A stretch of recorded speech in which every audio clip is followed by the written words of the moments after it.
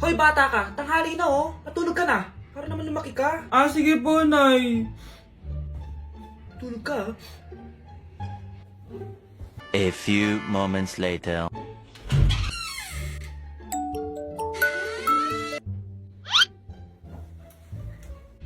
Five seconds till the enemy.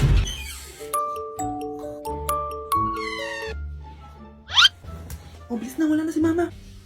Bilis, mid. Habulin mo sa mid. Bilis, mid. Mid. Yes, manalo. Sinasabi ko na eh. Hoy, ikaw bata ka. Kunwari natutulog ka pa ha? Nagsiselfone ka lang dyan? Kanina pa po ako natutulog dito, Nay. Ano akala mo sa akin, maisahan mo ako? May mga CCTV camera dyan. CCTV? Titingnan ko.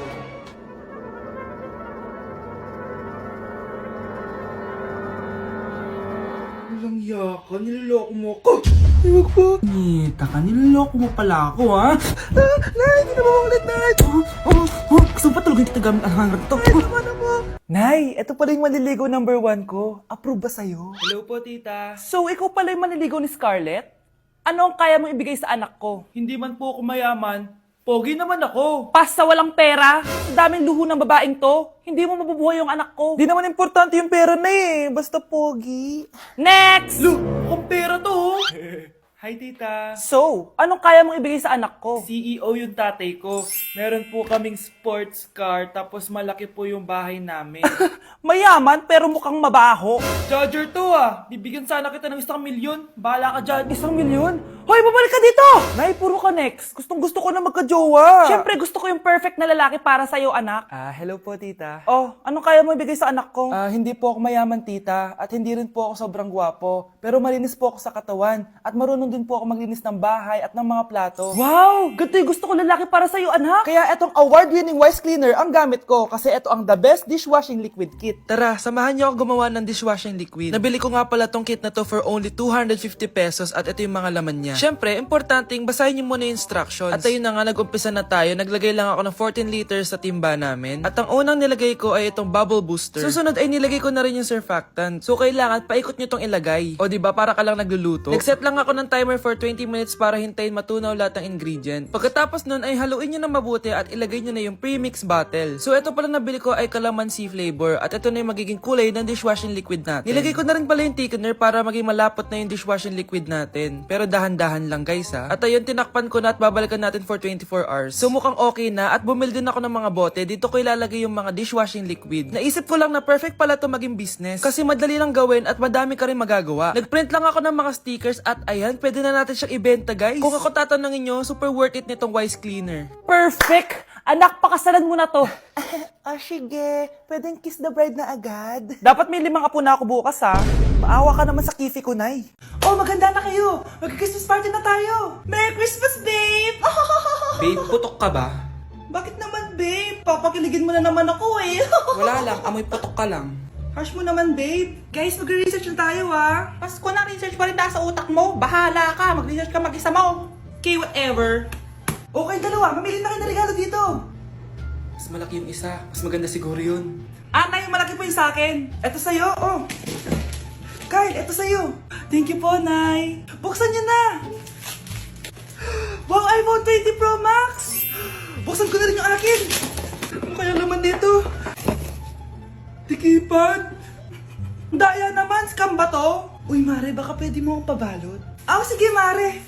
Pati to, tsaka yun, Mare. Sige, Mare. Pati din yun, Mare. Pati to, Mare, tsaka yun. Ikaw na nakaibalutin ko. Mare!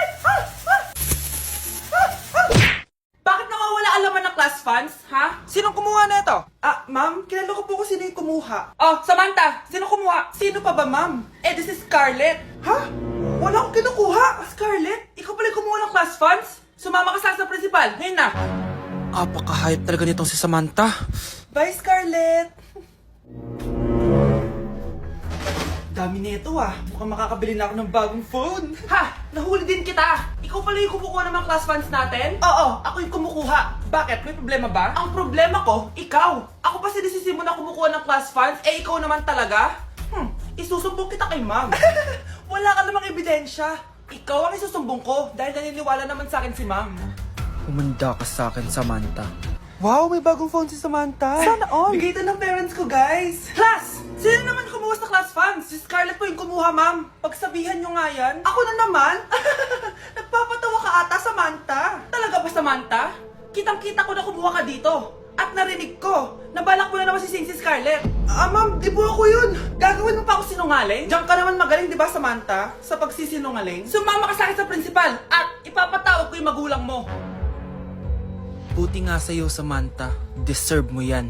Nag-uumpisa pa lang ako. At dahil maraming hindi nakasagot ng full name ko, iibahin ko yung mga tanong. Salamat naman. Number 1, 2 plus 2. Yes, may tamang sagot na ako. Number 2, what is the powerhouse of the cell? Ang dali naman. Makaka-perfect ako. Number 3, ano yung pangalan ng crush ko nung elementary pa ako? Ano na naman yan? Kung nakikinig talaga kayo, alam nyo kung sino yung crush ko. Aba ma'am, akala ko iba-ibahin may mga tanong. Bakit may mga ganyang tanong na naman? Malamang, para makasigurado ako na nakikinig talaga kayo. Wala namang may paki kung sino naging crush mo na elementary ka, ma'am. Wala namang may alam yan eh. Ma'am, alam ko po kasi yung crush nyo. Nakikinig po ako sa kwento mo. Buti pa si Michael, nakikinig. Di kagaya ng iba dyan. Sige, perfect ka na, Michael. Yes! Makinig din kasi kayo sa kwento ni ma'am.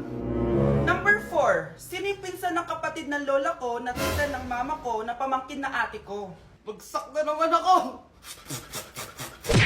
Ay, kasama ko po yung crush ko. Hello po, tita. Saktong-sakto, nagluto ako ng masarap na pagkain. Talaga po, Nay? Halika dito, kumain muna kayo. Sige po, tita. Oh, ito, masarap yan. Ako nagluto niyan. Mapapadami na lang po kain ko nito, Nay.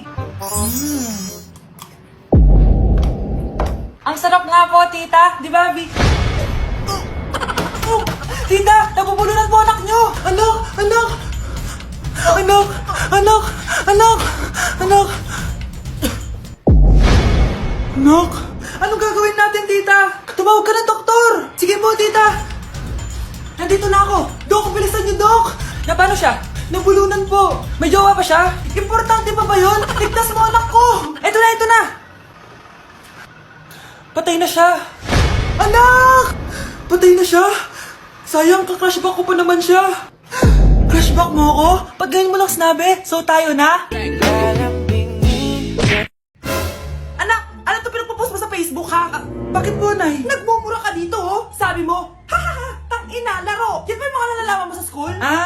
Biro lang yun, Nay. Wala akong pake. I-delete mo to kung ayaw mo laruin ko yung mukha mo. Sige po, Nay. A few moments later. Wow, ang ganda naman na outfit ko. Picture nga ako. Anak, ano naman itong pinost mo? Bakit ang ikli na shorts mo? Ang ganda ko dyan, no, Nay? Akala mo kinaganda mo yan? Ang pangit! Baka bastusin ka ng mga lalaki. Grabe ka naman, Nay! I-delete mo yan! Next time, magpajama ka na lang. Yung tago lahat, pati mukha mo. Wow! Thank you so much, Mommy! You know that I love chicken nuggets! Ay, di pala chicken nuggets to. Pero sarap! May day ko nga. Ano? Ano na naman itong pinost mo sa Facebook? Yung niluto niyo po, Nay, shinare ko lang sa Facebook. Itlog lang, ipapost mo ba? Hiya ka naman! Dapat pinapost mo yung mga masarap na pagkain! I-delete mo yan! Lahat naman pinapadelete mo! Tapos may nagko-comment pa sa post mo, sabi nila, ang pangit ko daw! Deserve! Alam mo, i-delete mo na lang yung Facebook mo! Tama na!